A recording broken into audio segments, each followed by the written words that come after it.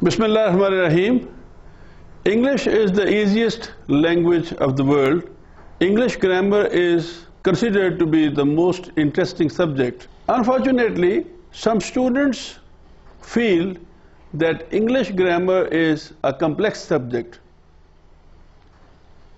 and hence they never understand grammar rules fully and are never confident in it.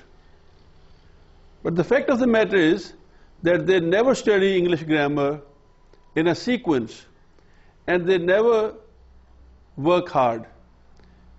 It is my belief that if someone studies grammar or rules of English grammar in a sequence, and then one works hard with it for some time continuously without a break, one can overcome this difficulty and one can learn rules of English grammar very well. Grammar is science of a language. Science means systematic study of something. Now, we can say grammar is systematic study of a language. In more clear words, we can say that English grammar is study of parts of speech. English parts of speech, noun, pronoun, verb, adverb, adjective, preposition, conjunction and injunction are taught in detail, and students learn their usage fully in English grammar. Before we start explaining the rules of grammar formally, let's have a brief introduction of English alphabet letters, English sentence, and English parts of speech. The first is English alphabet letters. English alphabet letters are 26 in all, and they are written in two ways. Capital letters, their shape is like this, and small letters, they are written like this. Capital letters on four-liner are written on the upper three lines, all of them, but small letters, some of them are written on two lines, like this, this and this. Some are written on the upper three lines, some are written on the lower three lines, like this and this. Alphabet letters are divided into two parts. 5 alphabet letters are called vowels, and 19 alphabet letters are called consonants. A, E, I, O, U, these are called vowels, and these alphabet letters like B, C, D, F, G, H, J, K, L, M, N, P, Q, R, S, T, V, X and Z, these are called consonants.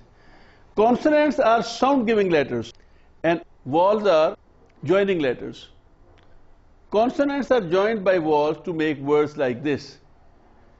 M and N are two consonants, and they are joined by A, and then this word man is made.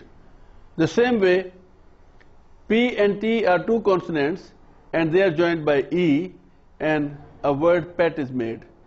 The same way, this bit, dot, fun, moon, this kind of words are made. We said that 5 alphabet letters are called vowels and 19 are called consonants. 2 alphabet letters, W and Y, function at times as vowels, and at times they function as consonants. So this is all English alphabet letters. The second topic is English sentence. A sentence is a meaningful arrangement of words. It means that if words, which we have learned in the previous topic, how words are made, if we put these words in a sequence, in a meaningful sequence, a sentence is made. Another definition of the sentence is that a set of words which conveys complete meanings is called sentence.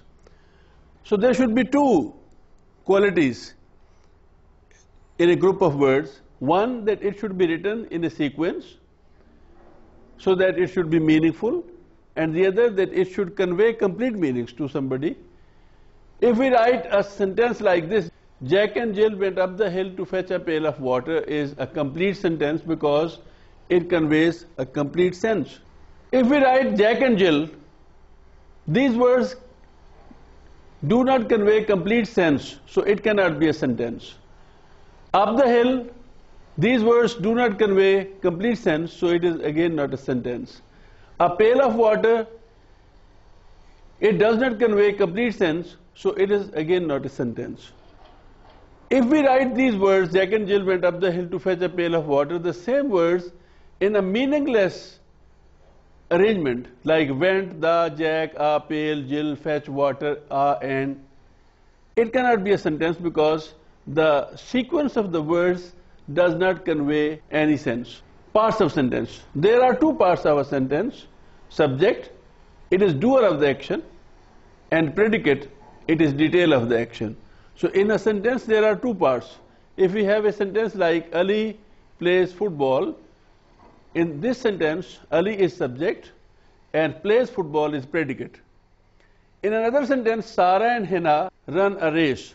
Sarah and Hina are the subject and run a race is the predicate. In predicate there is a verb. It is the action. Without a verb, no sentence can be made. So we can say that verb is the essential and compulsory part of the sentence. Without verb, we cannot make any sentence. Another thing that we see in the predicate is an object. It is receiver of the action. An object is not a compulsory part of the sentence like verb. Ali plays football. Ali is the subject. Plays football is the predicate. But in predicate, plays is the verb, and verb means action. Football is the object, and object means receiver of the action. This is all about the definition and breakup of the sentence. The next topic is kinds of sentence. There are 4 kinds of English sentence: assertive sentence, interrogative sentence, imperative sentence, and exclamatory sentence. Assertive sentence, simple positive or negative statements are called assertive sentences. He is a student. He is not my class fellow. These both are assertive sentences.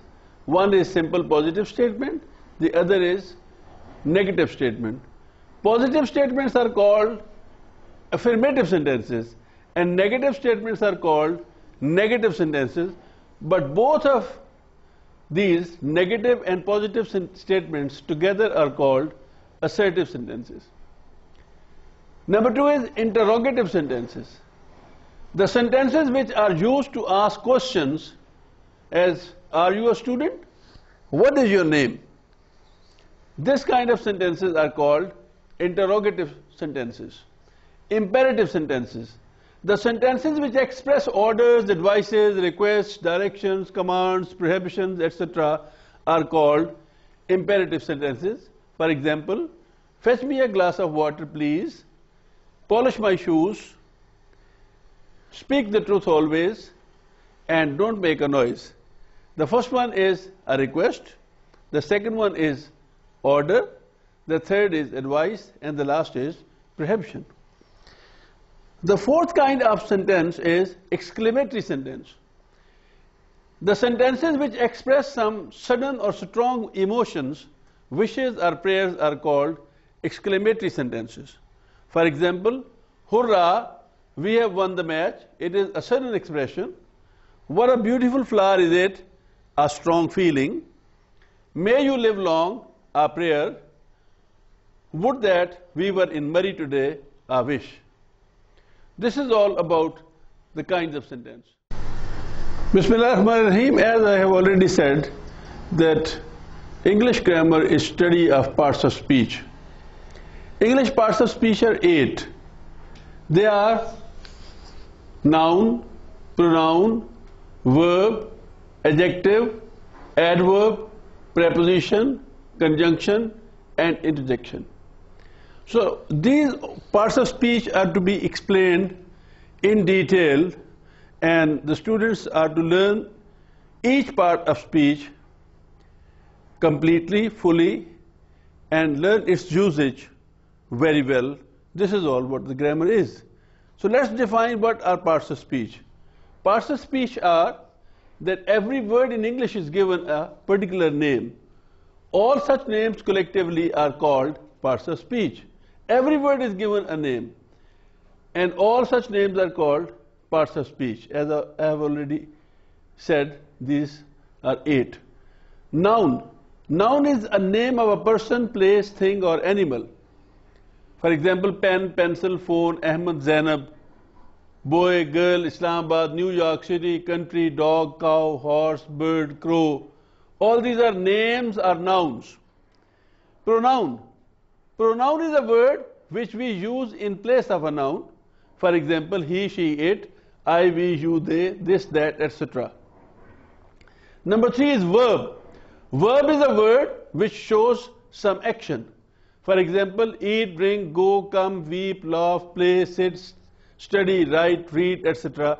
All these are verbs. In verb, there is another thing that is very much important that we call helping verb. Helping verb helps the main verb to express tense or it states a state of being. Helping verbs are is, am, are, was, were, has, have, had, shall, will, can, could, may, might, should, would, etc. Number 4 is adjective. Adjective is a word which shows some quality, good or bad, our noun or pronoun. For example, tall, short, pretty, ugly, beautiful, handsome, etc. All these are adjectives. There is a subclass that we call article. As there is a subclass in verb also that we call helping verb. So this is article. Articles are a kind of adjectives which generalize or particularize a common noun. These articles are a, an, and the.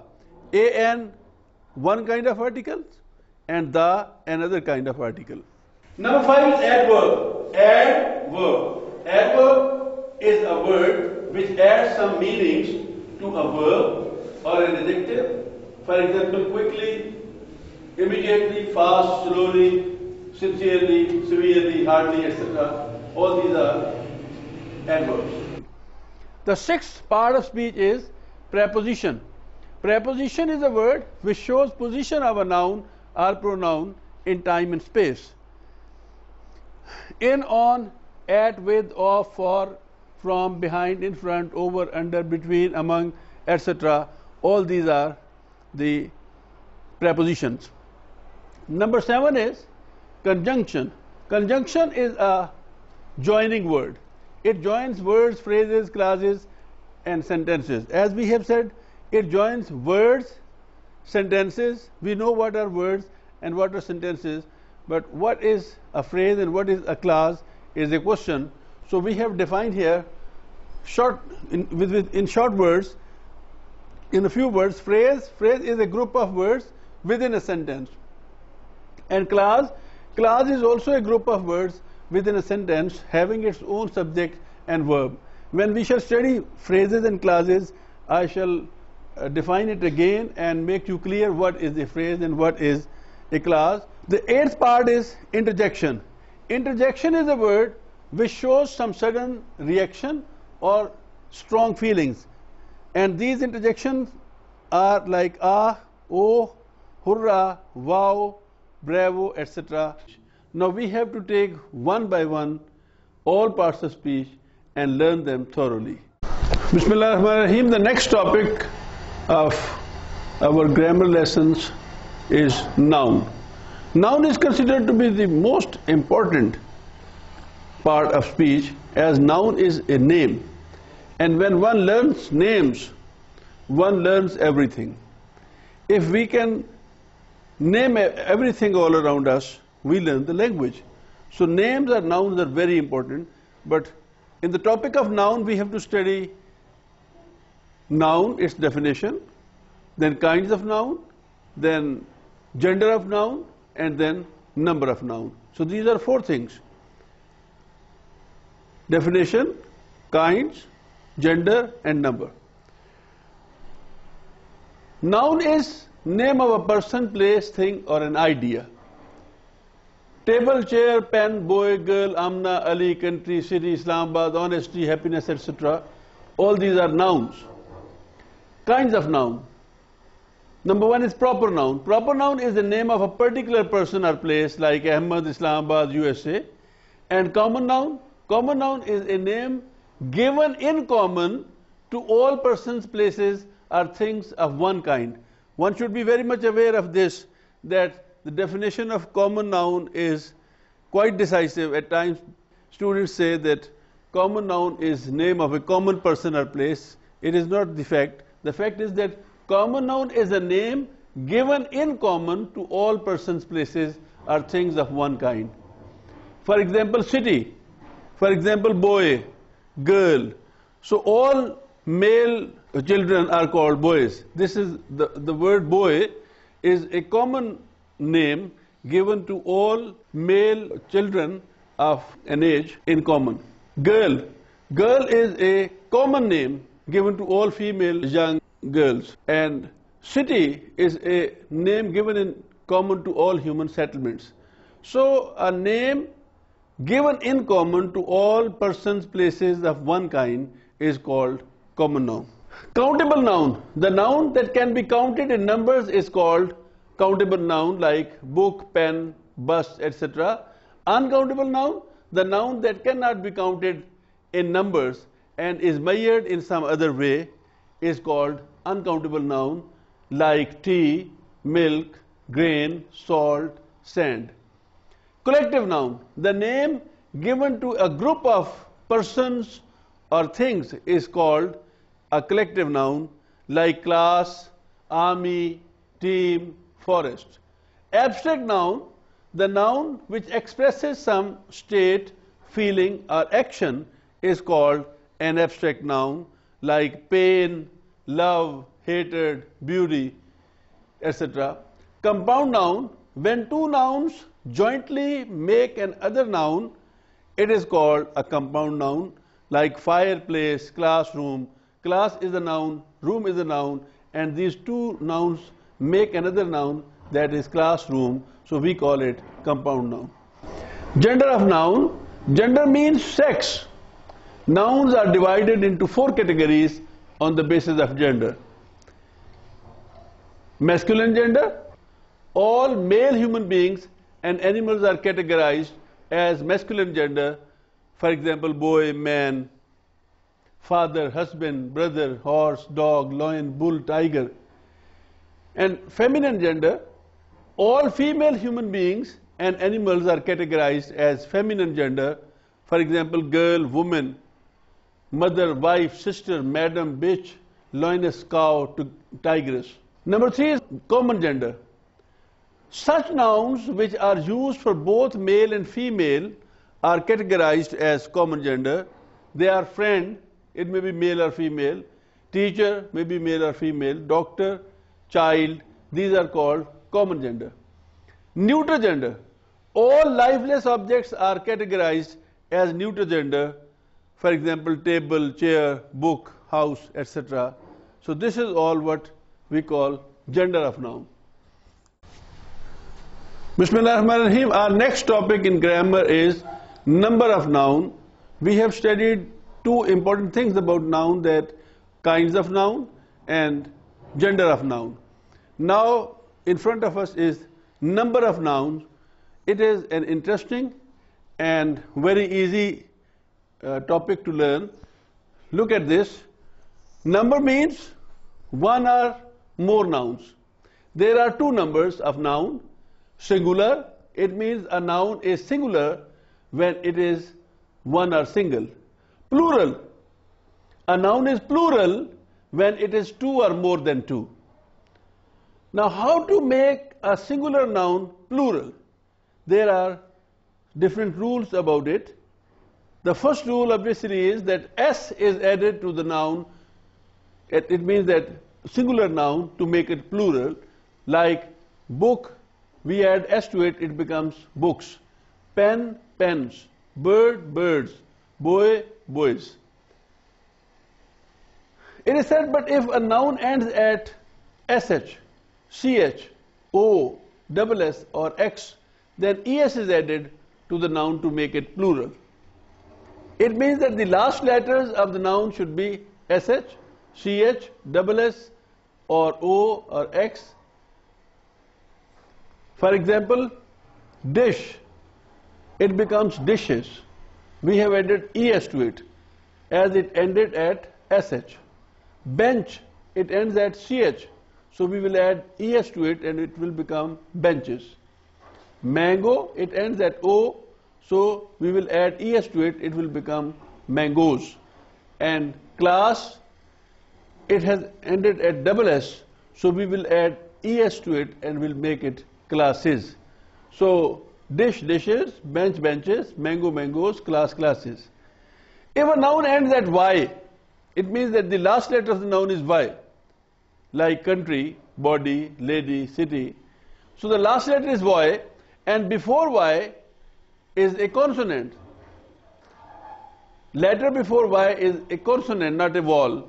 Then Y is dropped and IES is added. IES is added to this noun to make it plural. Country, it ends at Y, and before Y there is a consonant R. So we shall drop this Y and add IES to make it countries. Body, the last letter is Y, we shall drop it and make it IES, adding IES to it, bodies. Lady, ladies, city, cities. If a noun ends at Y, preceded by a vowel, it means that the last letter is Y, but before Y there is a vowel, like here and here, you see. So if the noun ends at Y, preceded by a vowel, only S is added to make it plural, like day become days. We have not dropped Y, we have just added S to it. Boy, it become boys, only S has been added to it. So like this kind of nouns are made plural, just adding S to them. If a noun ends at F or FE, then F or FE are dropped and VES is added to make it plural. Like wife ends at FE, we shall drop this FE and add VES to it to make it wives.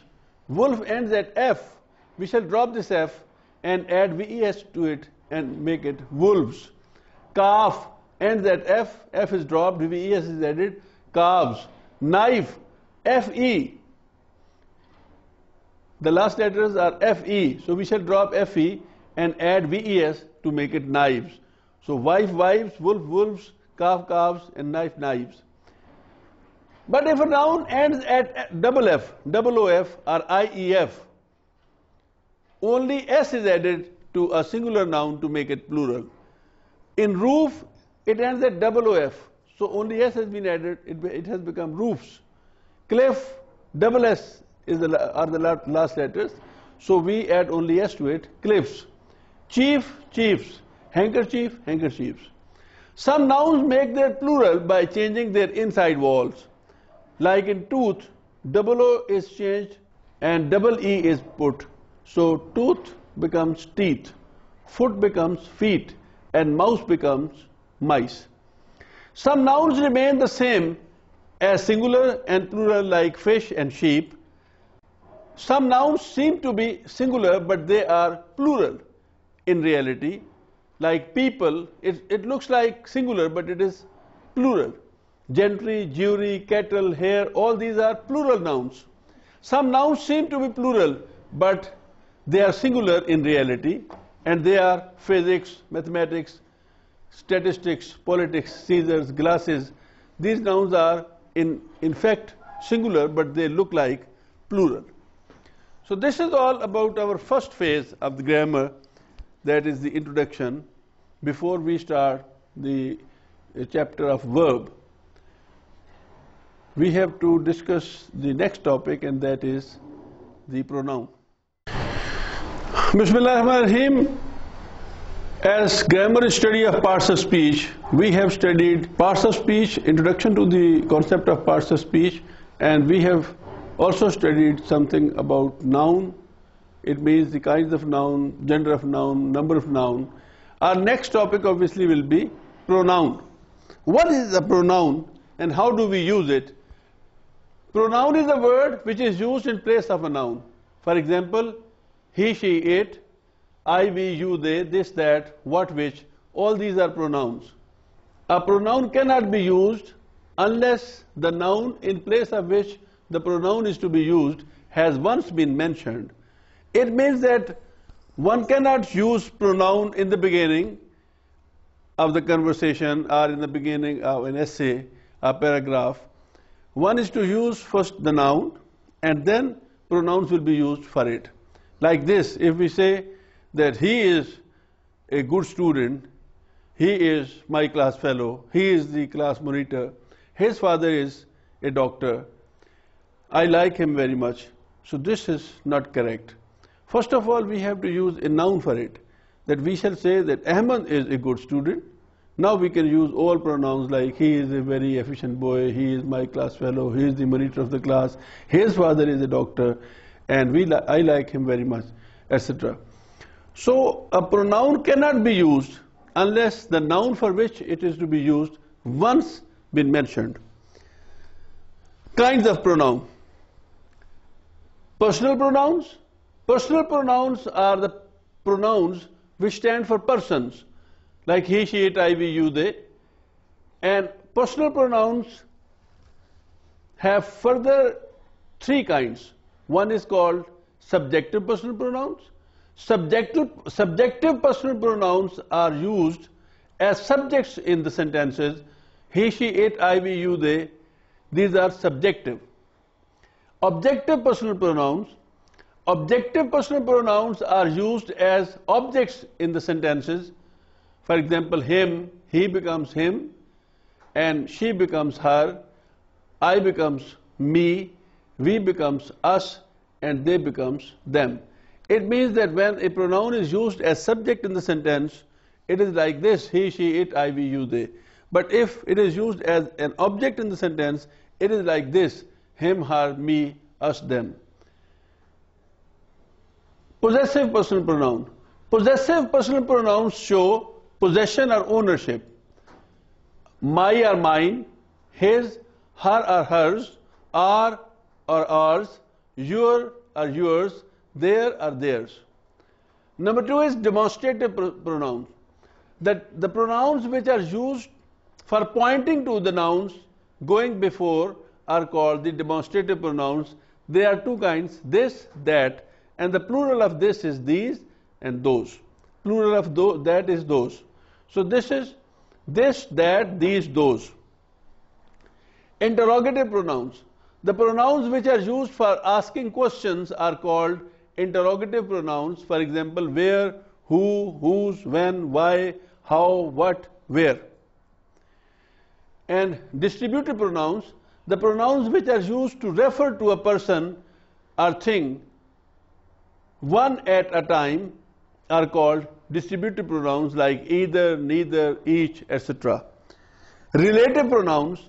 The pronouns which are used referring to the nouns discussed before and for joining two sentences are called relative pronouns.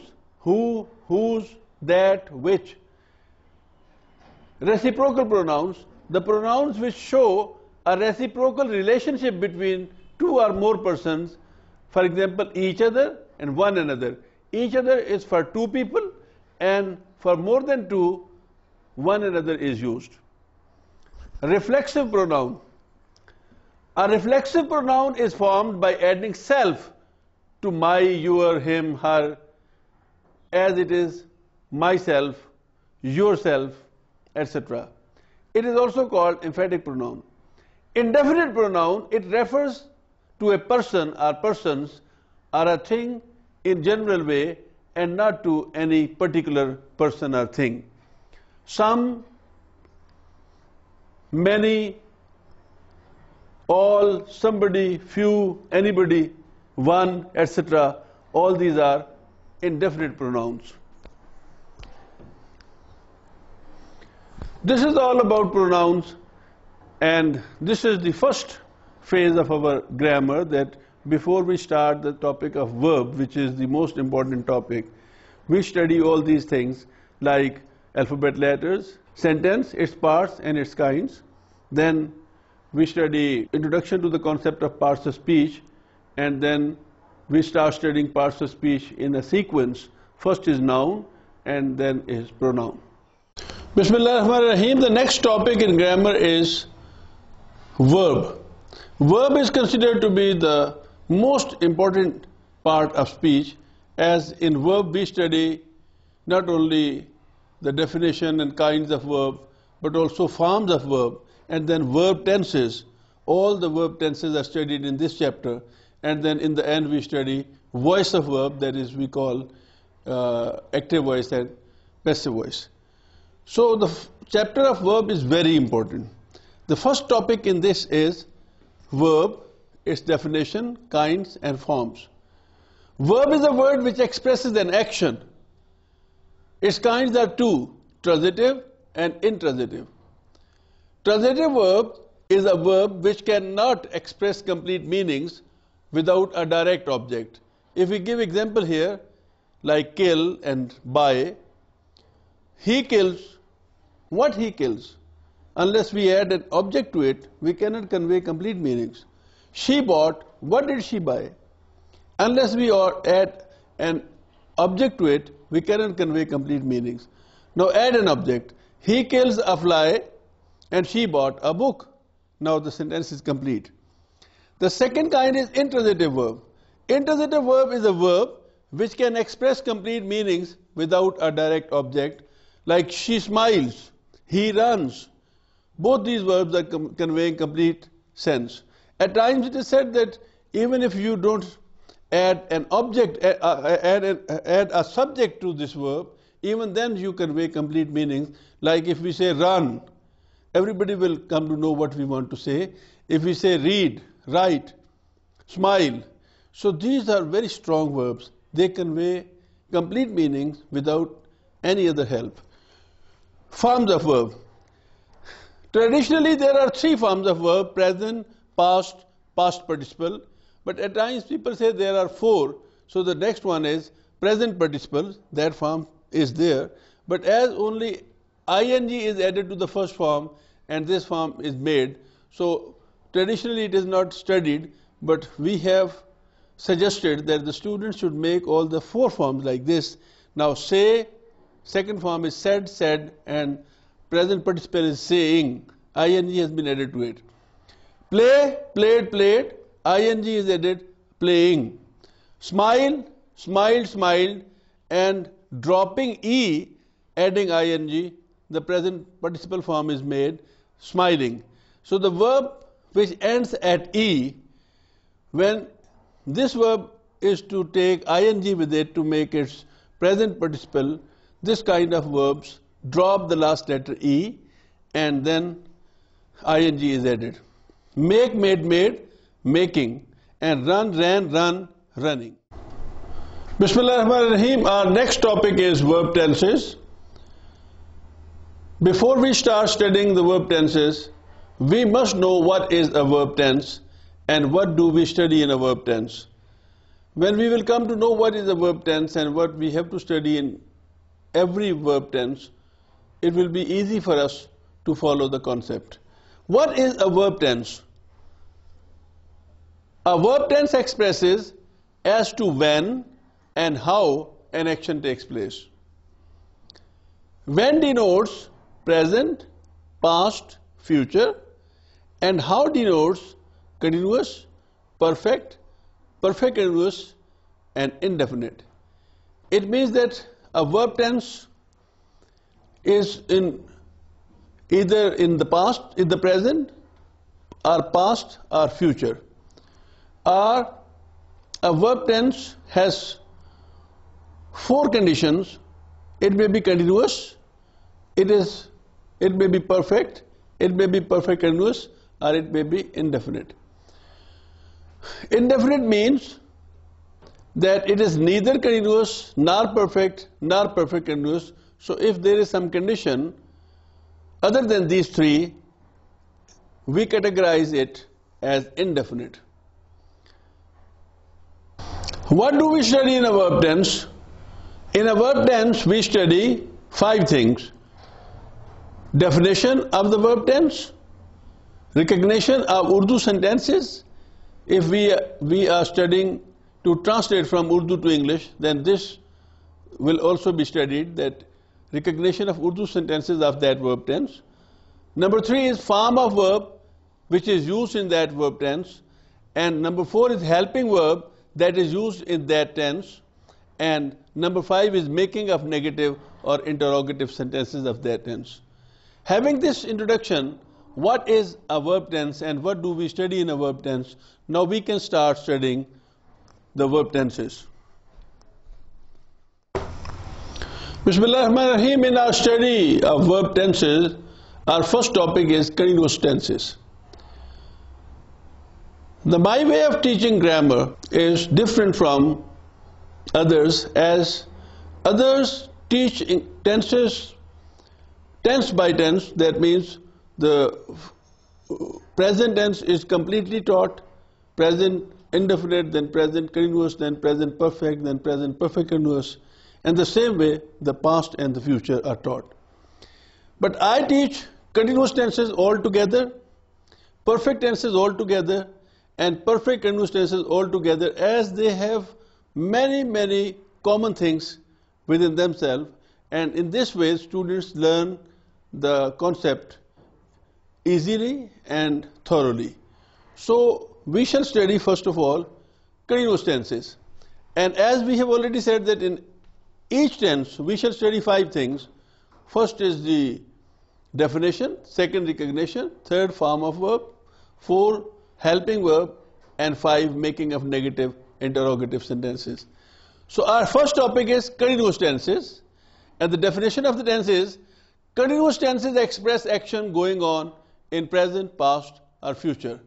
Action going on in present, past or future means continuous tense. Recognition of Urdu sentences. Urdu sentences end at रहा है, रही है, रहे हैं, रहा हूँ, रहा था, रही थी, रहे थे, रहा होगा, रही होगी, रहे होंगे. Like this. Like बारिश हो रही है, बच्चे खेल रहे हैं, हम पढ़ रहे हैं, सितारे चमक रहे हैं. Like this kind of sentences are included in present continuous, and the same way if the last letters are tha, the, thi, or hoga, hogi, hoge, like this it is past and future continuous tense. The most important thing about verb tense is the form of verb. We use present participle form, which means first form plus ing in all the continuous tenses. And if the same form of verb is used in present, past and future, what difference is there? So difference is created with the help of helping verb. We use helping verbs is, am, are in present continuous, was, were in past continuous, and will be or shall be are used in future continuous tense as helping verbs. So far as this shall and will are concerned, shall is used with I and we, and will is used with all others. Making of negative or interrogative sentences. Not is placed just after the helping verb to make a sentence negative, and helping verb is placed in the beginning of a sentence to make it interrogative. This is a universal rule. Wherever a helping verb is used, not is placed just after the helping verb to make the sentence negative, and helping verb is placed in the beginning of the sentence to make the sentence interrogative. Now examples. If the sentence is it is raining, the negative of it will be it is not raining, and interrogative of it will be is it raining. Now past of this sentence will be it was raining, future it will be raining, and it was not raining, it will not be raining.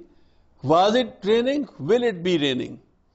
Now if the sentence is the sun is setting, it is present continuous. Its past continuous will be the sun was setting, the sun will be setting. You see only the differences of these helping verbs, is, was or will. So the negative of these sentences will be the sun is not setting, the sun was not setting, the sun will not be setting. And interrogative of these sentences will be is the sun setting, was the sun setting, and will the sun be setting.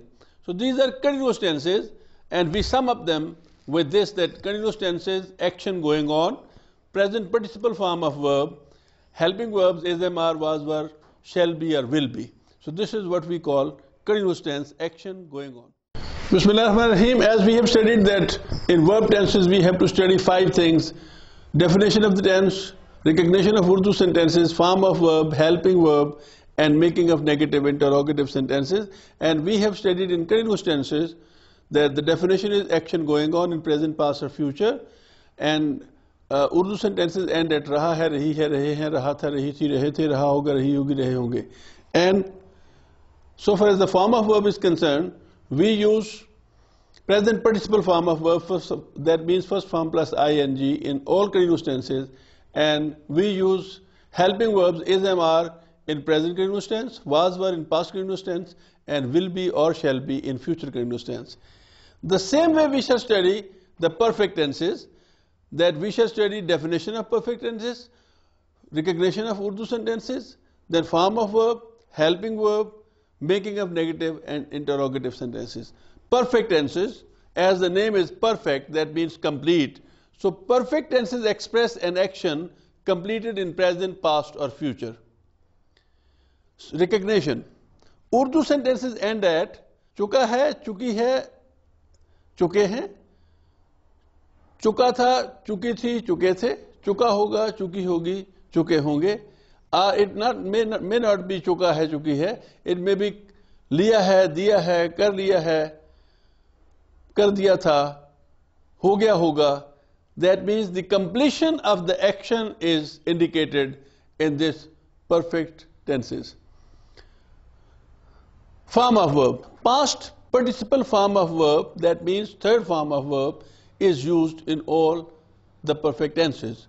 The same form of verb, past participle form of verb is used in all the perfect tenses. And helping verbs has, have in present perfect, had in past perfect, and will have or shall have in the future perfect tense are used.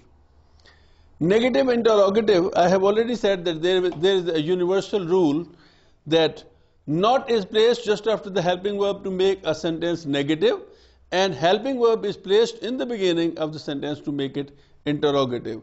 As helping verbs are being used in the perfect tenses, so making of negative interrogative will be very easy, and the same way as we have done in continuous tenses. Now the examples. If the sentence is the sun has set in present perfect, it should be the sun had set and the sun will have set in past and future. Negative of these, the sun has not set, the sun had not set, the sun will not have set. Interrogative of all these, has the sun set, had the sun set, will the sun have set. If the sentence is we have completed our work, its past version will be we had completed, future will be we shall have completed. Negative of these will be we have not completed, we had not completed, we shall not have completed. And interrogative of these will be have we completed, had we completed, and shall we have completed our work. So this is we call perfect tenses. Perfect tenses, action completed, past participle form of verb, helping verbs has, have in present, had in past, and shall have or will have in future. Bismillah ar-Rahman ar-Rahim. Our next topic is perfect continuous tenses. Before this we have studied continuous tenses and perfect tenses. Continuous tenses, action going on. Perfect tenses, action completed. Continuous tenses, present participle form of verb, and perfect tenses, past participle form of verb, that means third form. And continuous tenses, helping verbs is, MR, was, were, shall be or will be. But in perfect tenses, the helping verb has, have, had, or will have, and shall have. Now we have to study perfect continuous. It is an amalgamation of two tenses, continuous tenses and perfect tenses. So there will be some things there in this tense from continuous tenses and some from the perfect tenses. So what are these perfect continuous tenses? The definition of this is perfect continuous tenses express an action partly completed and partly going on in present, past or future. Urdu sentences end at ता रहा है, ती रही है, ते रहे हैं, ता रहा था, ती रही थी, ते रहे थे, ता रहा होगा, ती रही होगी, ते रहे होंगे. Like this, वो स्कूल जाता रहा है, वो गाना गाती रही है, हम खाना खाते रहे हैं, या फिर वो स्कूल जाता रहा था, वो गाना गाती रही थी, हम खाना खाते रहे थे, वो स्कूल जाता रहा होगा, वो गाना गाती रही होगी, हम खाना खाते रहे होंगे, like this. But there is some complication here. With the determination of time, the sentences may end at only raha hai, rahi hai, rahe hai, raha tha, rahi thi, rahe the, same as it is in the continuous tenses. If the sentence is barish ho rahi hai, it is continuous tense. And if the sentence is subah se barish ho rahi hai, it is perfect continuous tense. So from the sentence, with your common sense, you have to recognize that whether it is continuous tense or it is perfect continuous tense. In the sentence of perfect continuous tense, there will be some mentioning of time. Maybe बुध से जंग लड़ी जा रही है, और maybe 1980 से वो इस्लामाबाद में रह रहा है, maybe मैं सुबह से किताब पढ़ रहा हूँ. This kind of sentences with the mentioning of time are there, and if it is there is time mentioning also, so the sentence will fall under the category of perfect continuous tense. The important thing is, which form of verb do we use in perfect continuous tense? Form of verb. Present participle form of verb, that means first form plus ing, is used in all the perfect continuous tenses. And if the same form of verb is used in all the tenses, then how we create difference? We create difference with the help of helping verbs, as helping verb is a verb which helps the main verb to express tense. So has been, have been in present perfect continuous tense, had been in past perfect continuous tense, and will have been or shall have been in future continuous tense are used as helping verbs. Making of negative and interrogative, it is the same rule, universal rule, that not is placed just after the helping verb to make a sentence negative, and helping verb is placed in the beginning of the sentence to make it interrogative. As there is the time mentioning in this tense, that we have to mention some time in the sentences, so two prepositions are used to mention time. They are since and for. Mentioning of time, it is done with the help of since or for. Where do we use since and where do we use for? Since is used to mention point of an action. That means starting point of an action. If in the sentence there is the starting point of the action is told, then we use since. And if the period of some action is expressed, then we use for. So for is used to mention past period of action. You will learn it when you will use it in the sentences. If the sentence is in present perfect continuous tense, it has been raining since morning, its past version will be it had been raining, and future will be it will have been raining. The negative of all these will be it has not been raining, it had not been raining, and it will not have been raining. In future tense, we have to put this not just after will or shall, whatever the tense is and whatever other helping verbs are joined, but we have to use not just after will or shall, and when we have to bring this helping verb in the beginning of the sentence to make it interrogative, so we shall use will or shall in the beginning, like here. The interrogative version of all these three is, has it been raining since morning, had it been raining since morning, and will it have been raining since morning. We have used since morning because the starting point of the action has been mentioned in the sentence, that the rain started in the morning. So it has been raining since morning. It means that the starting point of the action has been mentioned. So to mention starting point of the action, we use since. The next sentence is, Nasir has been going to school. Nasir had been going to school, Nasir will have been going to school. Nasir has not been going, had not been going, will not have been going. Has Nasir been going, had Nasir been going, and will Nasir have been going to school. The next sentence is, he has been working hard. He had been working hard, he will have been working hard. The sun has been shining for centuries, had been shining for centuries, will have been shining for centuries. The sun has not been shining for centuries, had not been shining for centuries, and will not have been shining for centuries. And has the sun been shining for centuries? Had the sun been shining for centuries? And will the sun have been shining for centuries? We have used preposition for to mention the period of time. How much period the sun has been shining? For centuries. So we have used for, because for is used to mention past period of action. So these are perfect continuous tenses, and perfect continuous tenses are summed up that they express action partly completed, partly going on, and the verb used in these tenses is present participle form of verb, that first form plus ing, and helping verbs has been, have been in present, had been in past, and shall have been or will have been in future. And to mention time we use two prepositions, since and for. Since is used to mention the starting point of the action, and for is used to mention the period of action. So this is all about perfect continuous tenses. Bismillahirrahmanirrahim. Our next topic is indefinite tenses, verb tenses which do not fall under the category of continuous tenses. Perfect tenses and perfect continuous tenses fall under the fourth category that we call indefinite tenses. They are indefinite because neither the action is going on, nor the action is completed, nor it is partly completed, partly going on. It is something else. So we place it under a category we call indefinite. Present indefinite tense, it is also called present habitual tense.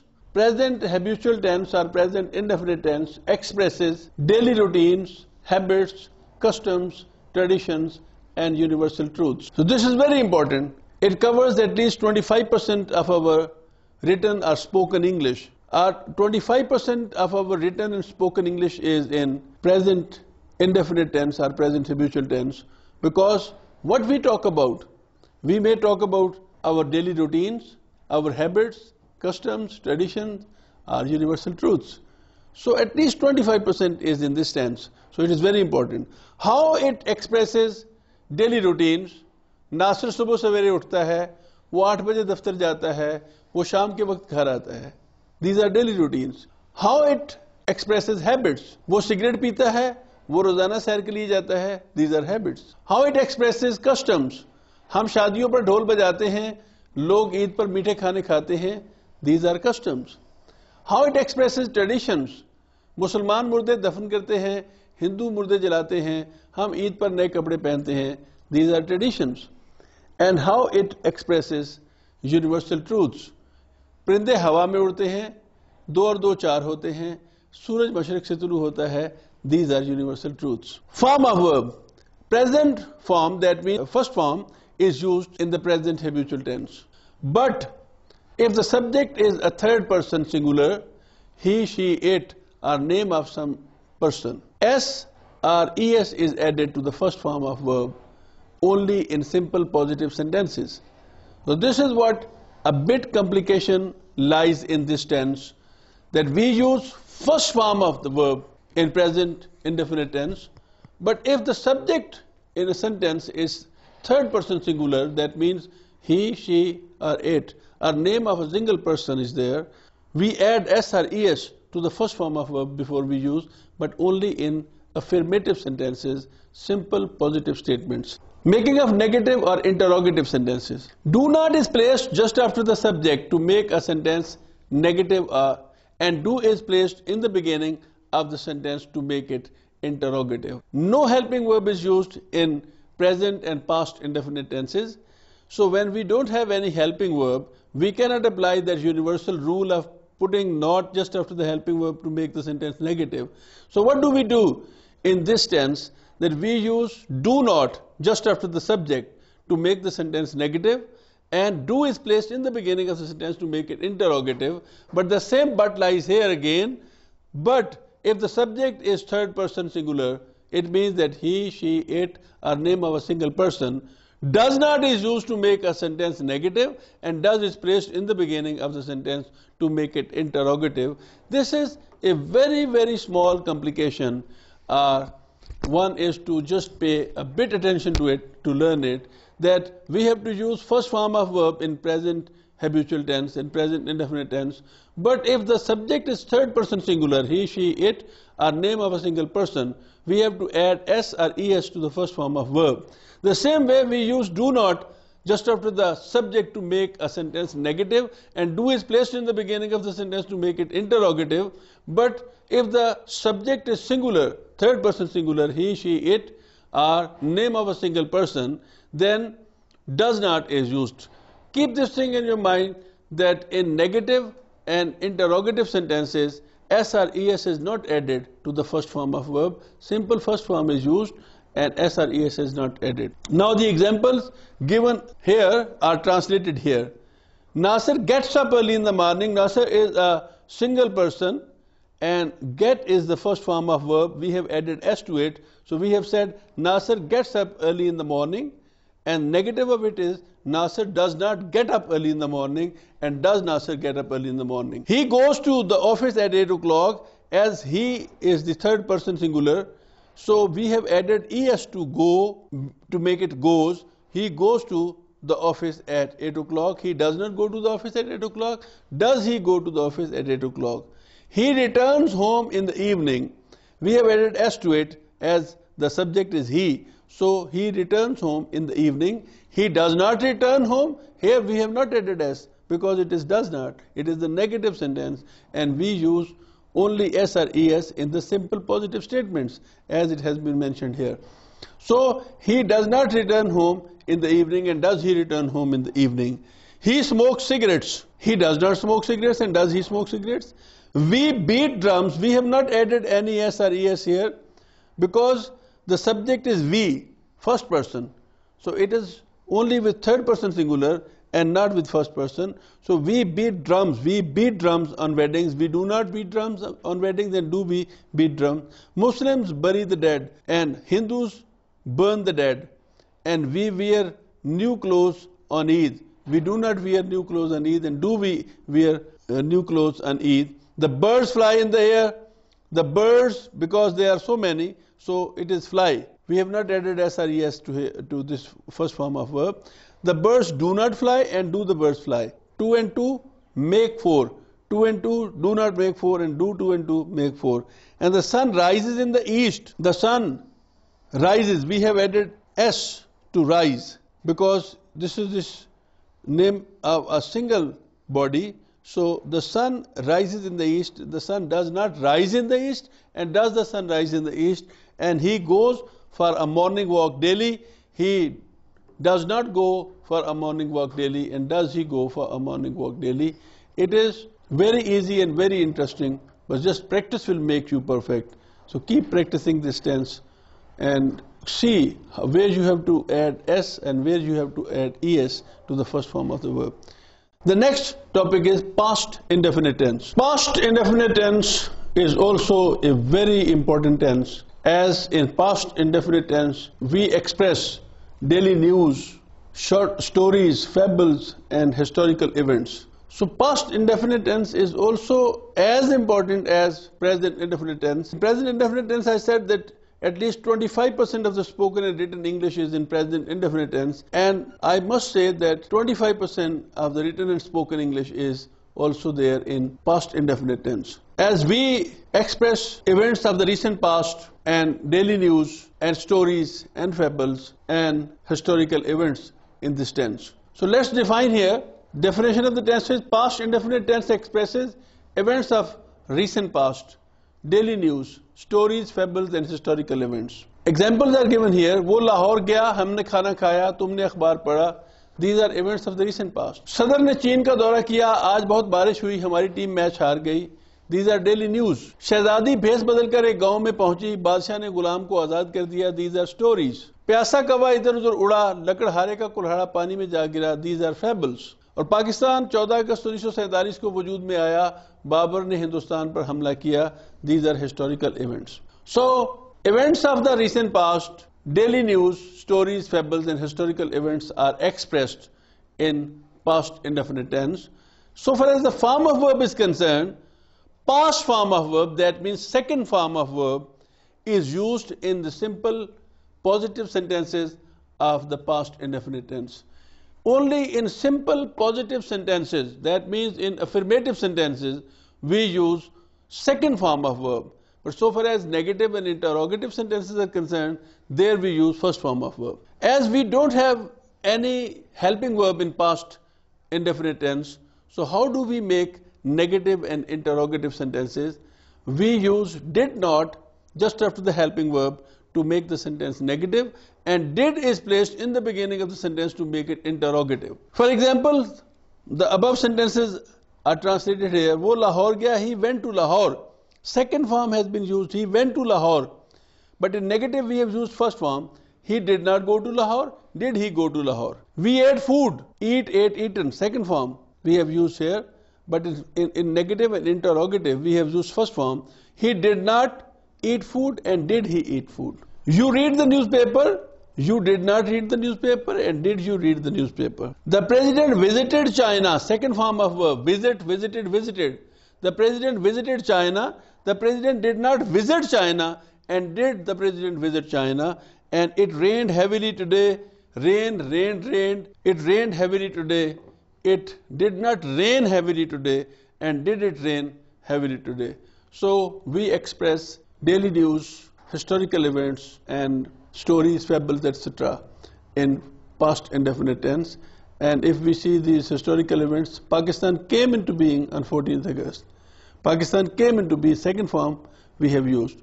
And Babur attacked India, that means second form we have used.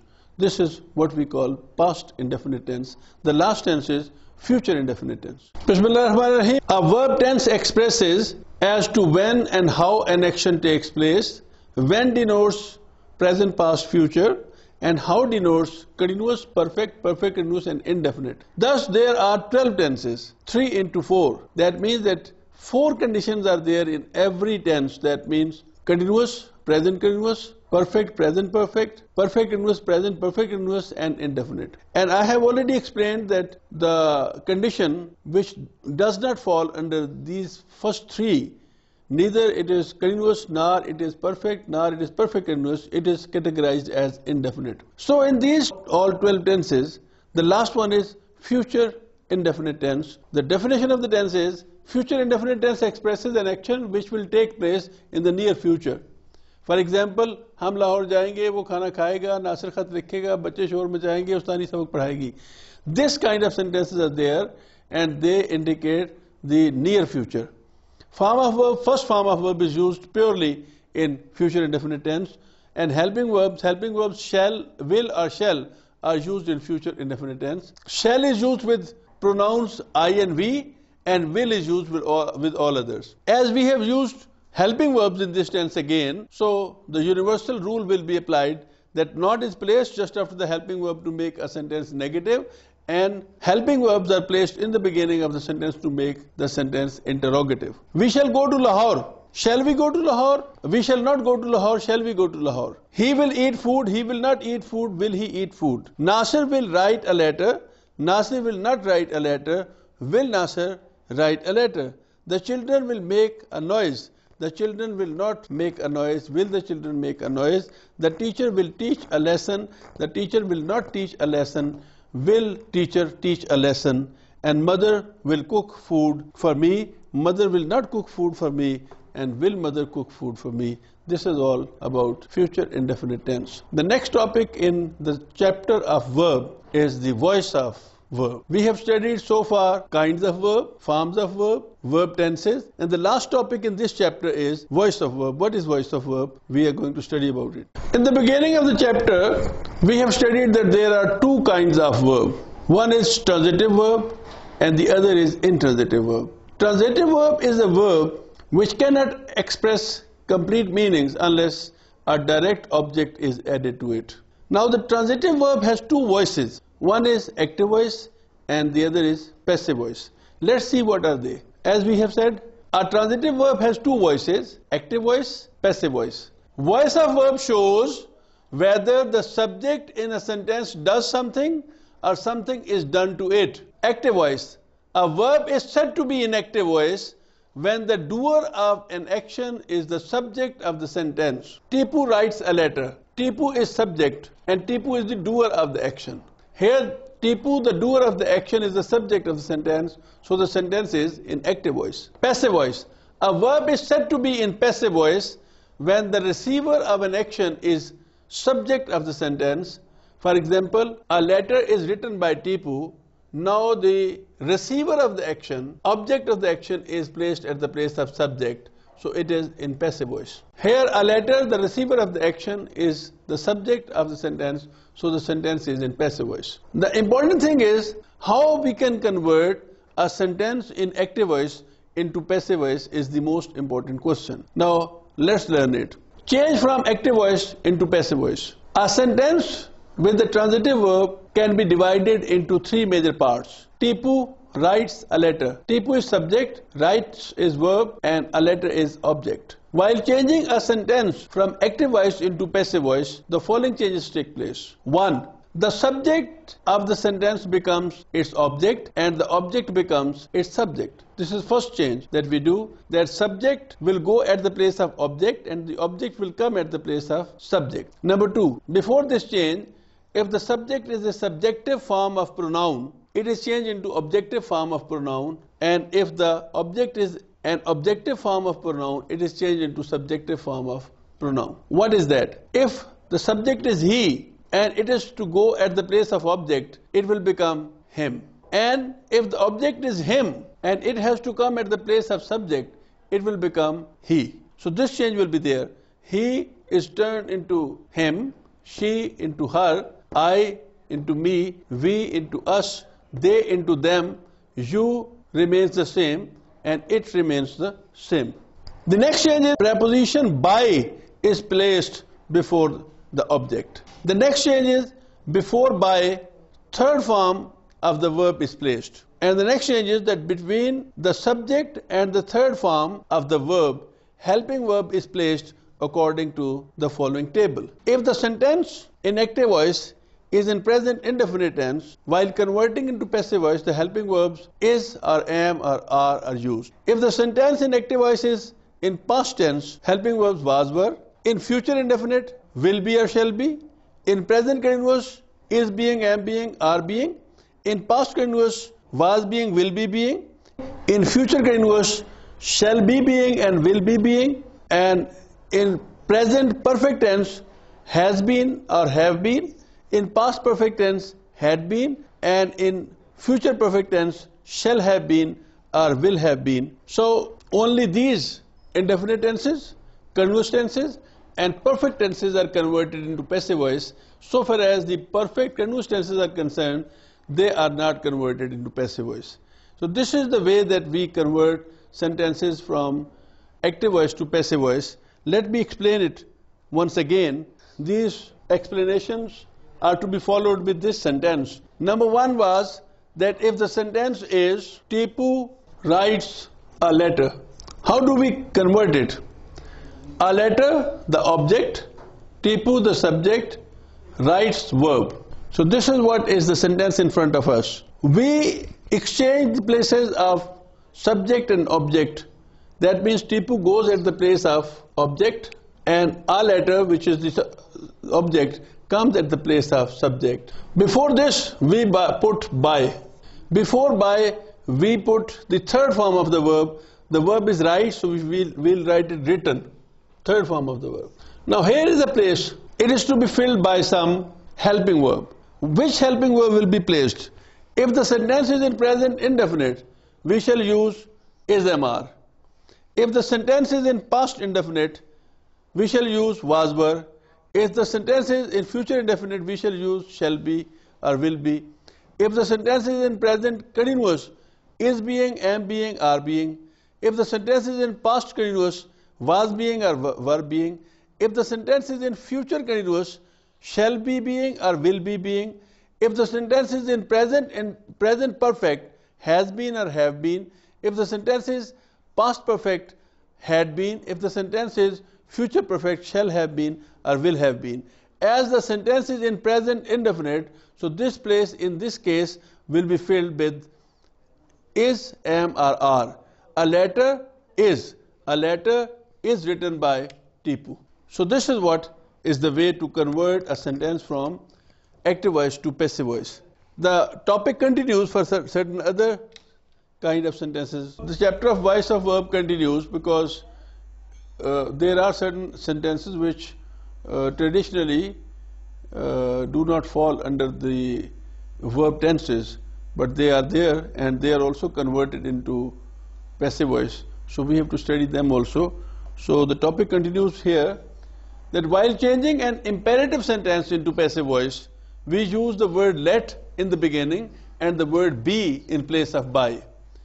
So the formula is let plus object plus be plus third form of the verb. Open the door. We have used let in the beginning, then the object, the door, then we have placed be, then opened. Let the door be opened. Polish your shoes. Let your shoes be polished. If a sentence begins with the relative pronoun who, in passive voice it begins with by whom. Who helps the poor? By whom are the poor helped? Who is knocking at the door? By whom the door is being knocked at. If the sentence begins with any interrogative pronoun, it begins with the same interrogative pronoun in the passive voice also. What are you doing? What is being done by you? When will you write a letter? When will a letter be written by you? Examples of all these. Now, present indefinite tense, he plays cricket. Cricket is placed in the place of subject. He has gone there and is converted into him. Then before that we write by, and before that we write third form of the verb, that is played. So cricket is played by him, and if we have to make it negative, it will be cricket is not played by him, is cricket played by him. She ate mangoes, past indefinite tense. Now she will go at the place of object and it will become her, and mangoes will come at the place of subject, and before this by is placed and then third form of verb is placed, and here we have placed helping verb according to the tense.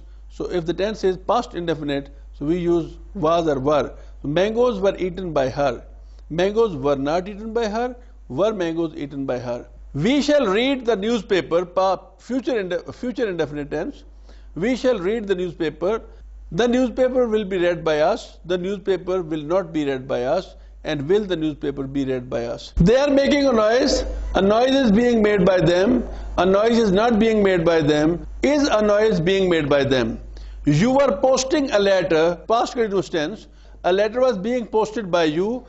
A letter was not being posted by you, and was a letter being posted by you. She will be reading a book, future continuous tense. A book will be being read by her.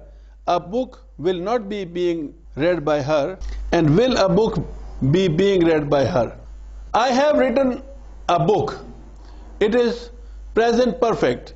A book has been written by me. A book has not been written by me. Has a book been written by me? They had finished the work. The work had been finished by them. The work had not been finished by them. Had the work been finished by them? Ali will have played a match. The match will have been played by Ali.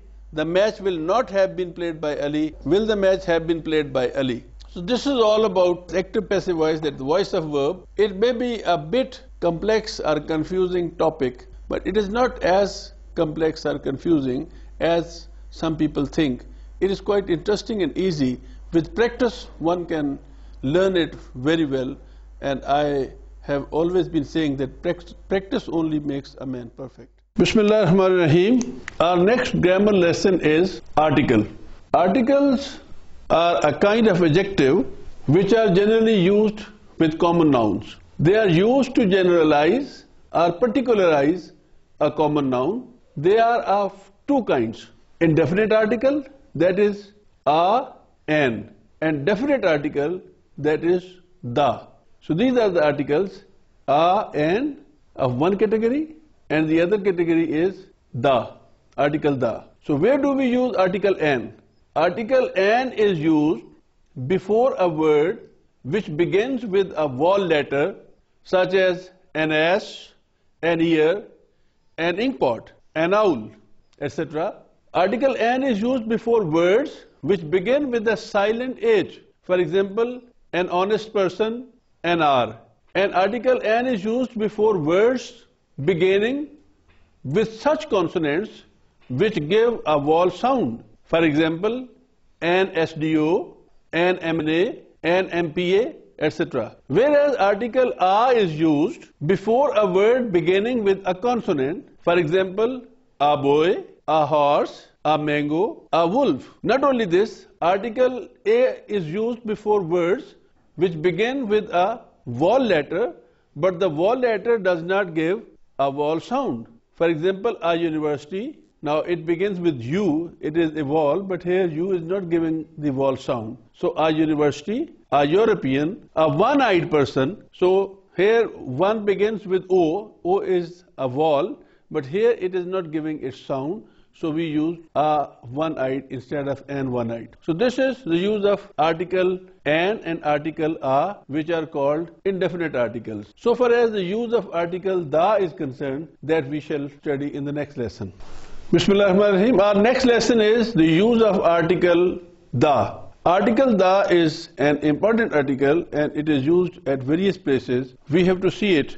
Where do we use it? We use article da when we speak of a noun already mentioned. For example, if we say a boy was walking in a garden, the boy was wearing a blue shirt, the garden was full of flowers. Now the boy in second sentence, this one, means the same boy who was walking in a garden. So a boy has been mentioned here, and when in the second sentence the same boy is to be mentioned, article da is used with it. So the rule is that when we speak of a noun already mentioned, we use article da. In the third sentence, we have used again the garden. The garden in the third sentence means the same garden mentioned in the first sentence. Because in the first sentence, it is said a boy was walking in a garden. A boy, a garden. The boy, the garden. Here, the use of this article means that this garden has been mentioned in the first sentence, and here the use of article da with boy means that this boy has been mentioned in the first sentence.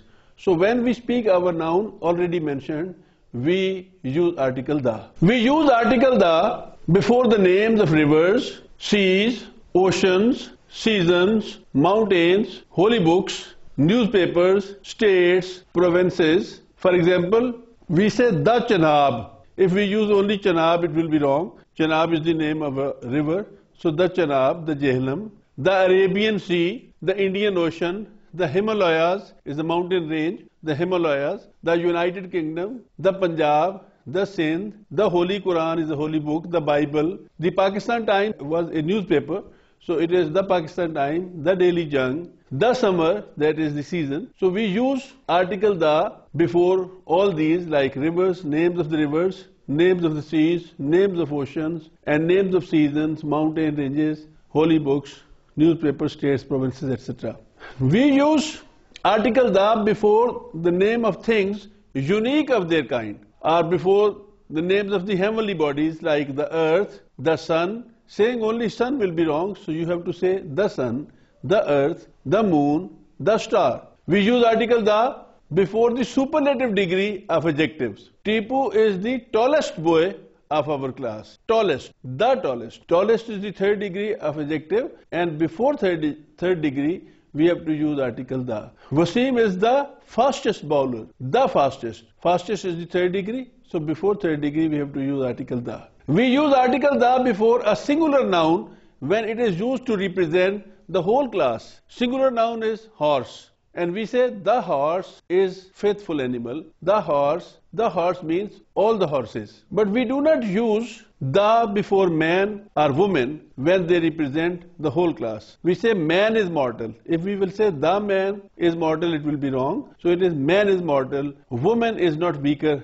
than man. So here it is opposite to it, that whenever we use with the singular noun, it represents the whole class, but with man and woman, it is opposite to it. So this is the use of article da. Our next grammar lesson is punctuation and capitals. It means where to use the punctuation marks like full stop, comma, inverted commas, question mark, and where to use the capital letters. When we write with both small letters and capital letters.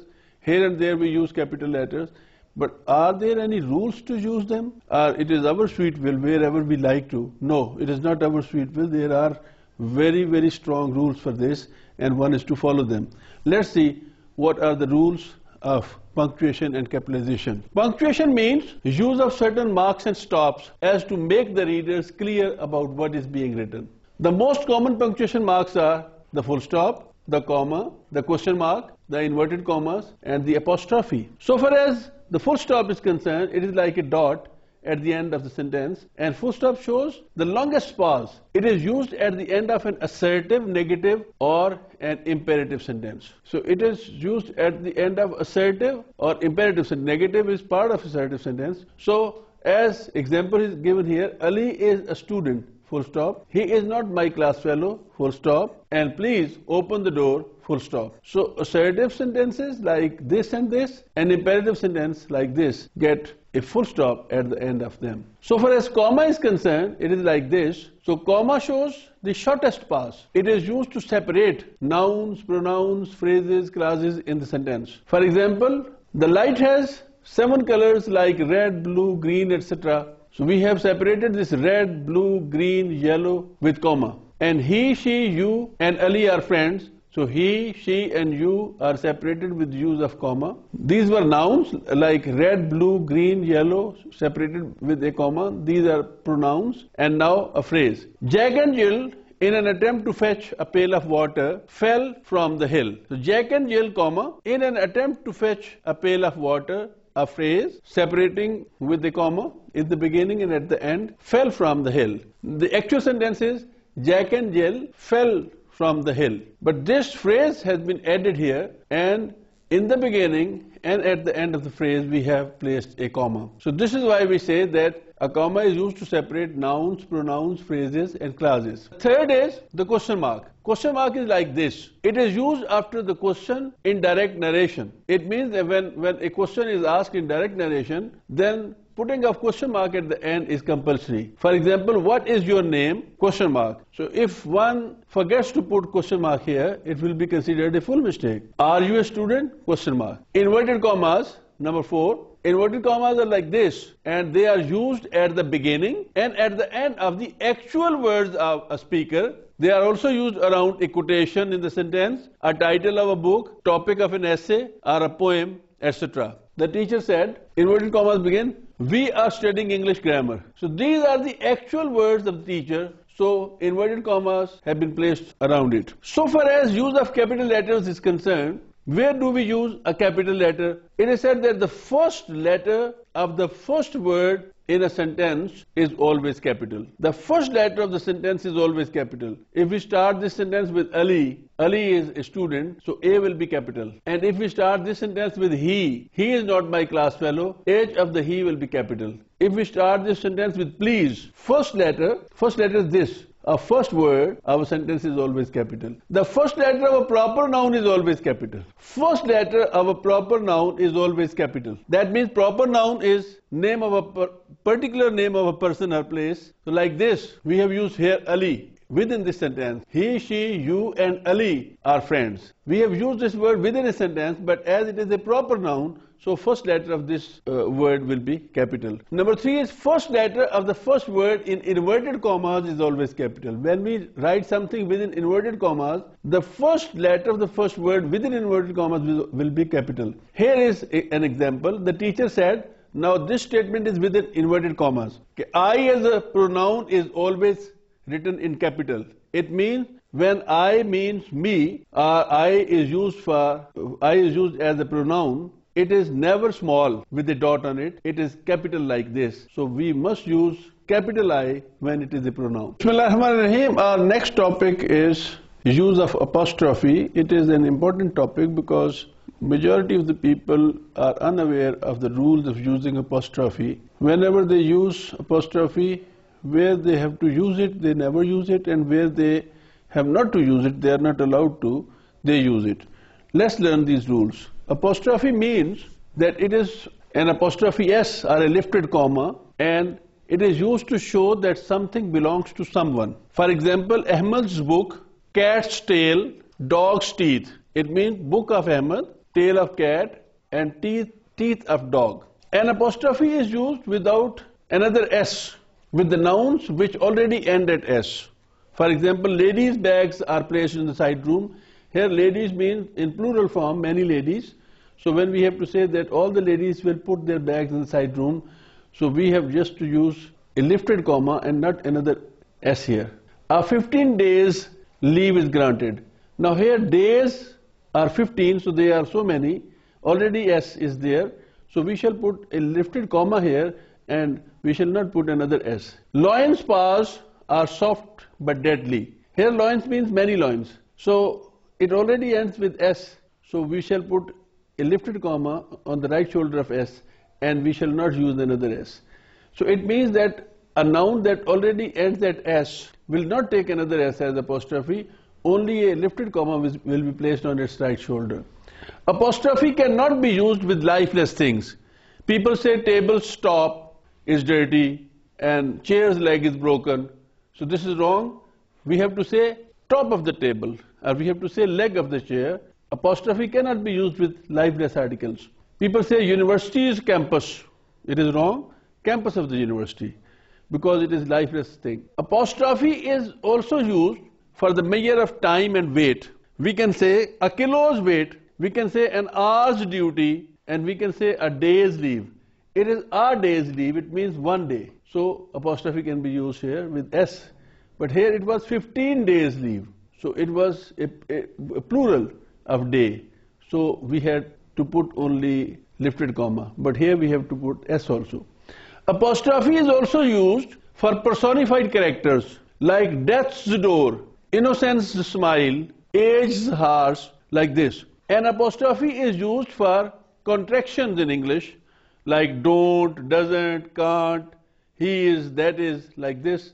We use this apostrophe in contractions. So this is the right use of apostrophe. Bismillah ar-Rahman ar-Rahim.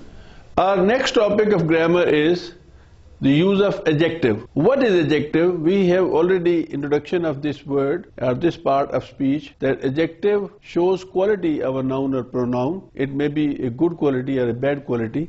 Let's see what is the use of adjective. Adjective is a word that names a quality or qualifies a noun. Here are some kinds of adjectives. Adjective of quality. The adjective that describes the quality of a noun, it qualifies, is called adjective of quality, like good student, little girl, red light. This is adjective of quality.